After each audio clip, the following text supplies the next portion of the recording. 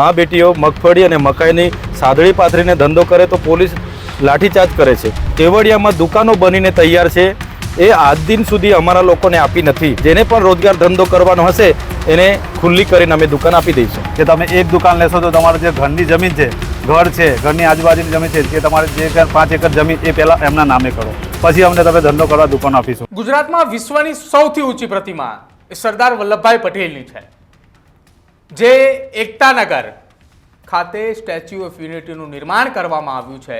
ત્યારથી ત્યાંના સતત એ આદિવાસી સમાજના લોકોએ વિરોધ નોંધાવી રહ્યા છે, અને વિરોધ નોંધાવવા પાછળનું કારણ પણ અનેક છે। કોઈની જમીન લઈ લેવામાં આવી હોવાના આક્ષેપો છે, તો કોઈ જગ્યા ઉપર ગામની ગૌચરની જમીનમાં એ હોટલ અને મોલ્સ ઊભા કરી દેવામાં આવ્યા હોવાના આક્ષેપો છે।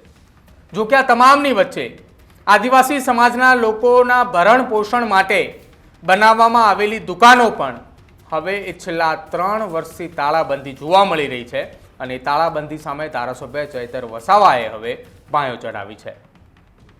એકતાનગરની અંદર 150 જેટલી દુકાનો બનાવવામાં આવી છે, અને 3 વર્ષથી આ દુકાનો બંધ હાલતની અંદર છે। જો હવે આ દુકાનો આગામી 10 દિવસની અંદર એકતાનગરના આદિવાસી સમાજના એ લોકોને ન આપવામાં આવી, એલોટમેન્ટ કરવામાં ન આવી, તો આગામી 10 દિવસ બાદ એ તમામ દુકાનોના તાળા તોડીને જે શિક્ષિત બેરોજગાર છે એમને દુકાન આપી દેવાની વાત એ ચૈતર વસાવા કરી રહ્યા છે। શું કંઈ કહી રહ્યા છે ચૈતર વસાવા, પહેલા એ સાંભળો। જ્યારે સ્ટેચ્યુ ઓફ યુનિટી આવવાનું હતું ત્યારે રોજગારીના વચનો આપવામાં આવ્યા હતા, અને આજે ત્યાં અમારા મા બેટીઓ મગફળી અને મકાઈની સાદડી પાથરીને ધંધો કરે તો પોલીસ લાઠીચાર્જ કરે છે। કેવડિયામાં દુકાનો બનીને તૈયાર છે, એ આજ દિન સુધી અમારા લોકોને આપી નથી।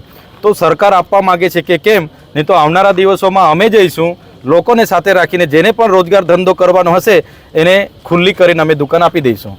દુકાનો માટે અમારા લોકોની જમીનો છે, વિસ્તાર અમારો, વસ્તી અમારી, સરકારને પૂછી લઈએ છે જિલ્લા સંકલનમાં, નહીં આપવાના હશે તો અમે જઈને ખુલ્લું કરીને એક એક પરિવારને એક દુકાન આપી દઈશું। તો ધારાસભ્ય ચૈતર વસાવાએ સીધા આક્ષેપો એ પોલીસ વિભાગ ઉપર પણ કર્યા છે કે આદિવાસી સમાજના કોઈ લોકોએ પાથરણું પાથરીને પોતાનો ધંધો રોજગાર ચલાવે છે તો પોલીસ તેને દંડા મારે છે, અને જે સ્ટેચ્યુ ઓફ યુનિટી ખાતે આદિવાસી સમાજના લોકો જ માટે બનાવવામાં આવેલી 150 જેટલી દુકાનો છે કે જે છેલ્લા 3 વર્ષથી તાળા મારેલા હોવાથી ખંડેર અવસ્થાની અંદર પડી છે। જો આગામી સમયની અંદર આ તમામ દુકાનોના તાળા ખોલી અને દુકાનો એ આદિવાસી સમાજના લોકોને એલોટમેન્ટ ન કરવામાં આવી તો અહીંયા ઉગ્ર વિરોધ પ્રદર્શન થશે, અને સાથે જ આ તમામ એ તાળાઓ તોડી અને શિક્ષિત બેરોજગારોને આપવામાં આવશે।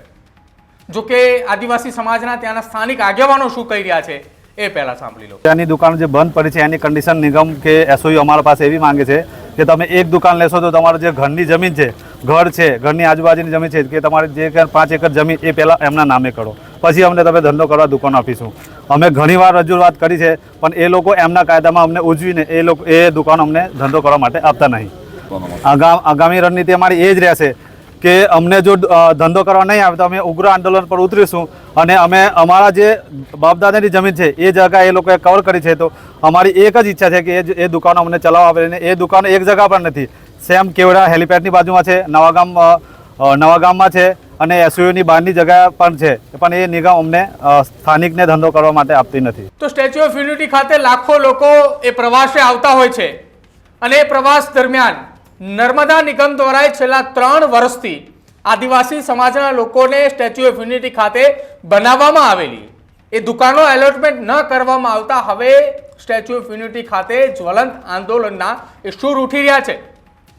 એકતાનગર ખાતે બનાવવામાં આવેલી 150 જેટલી દુકાનો એક બંધ હાલતની અંદર જોવા મળી રહી છે। જો કે સામે પક્ષે આદિવાસી સમાજના એ લોકોએ ધંધો રોજગાર કરવા માટે પાથરણા પાથરીને જ્યારે બેસે છે ત્યારે પોલીસ તેમના ઉપર લાઠીચાર્જ કરે છે। આ પ્રકારના આક્ષેપો ધારાસભ્ય ચૈતર વસાવાએ લગાવ્યા છે।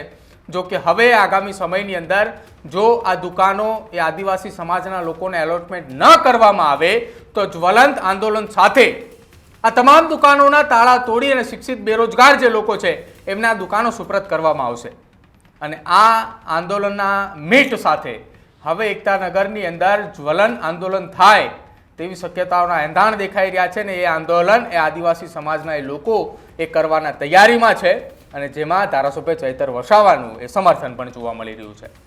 તમારું શું માનવું છે એકતાનગર ખાતે બની રહેલી આ ઘટનાને લઈને શું ખરા અર્થની અંદર નર્મદા નિગમના એ અધિકારીઓ આદિવાસી સમાજના લોકો સાથે અન્યાય કરી રહ્યા છે કે પછી નર્મદા નિગમના એ અધિકારીઓ એ રાહ જોઈ રહ્યા છે કે ક્યારે એ કોઈ મોટા આંદોલનના એંધાણ સર્જાય ત્યારબાદ અમે દુકાનો આપીએ, કે પછી હજુ પણ એ નર્મદા નિગમના અધિકારીઓને મલાઈ ખાવામાં રસ છે?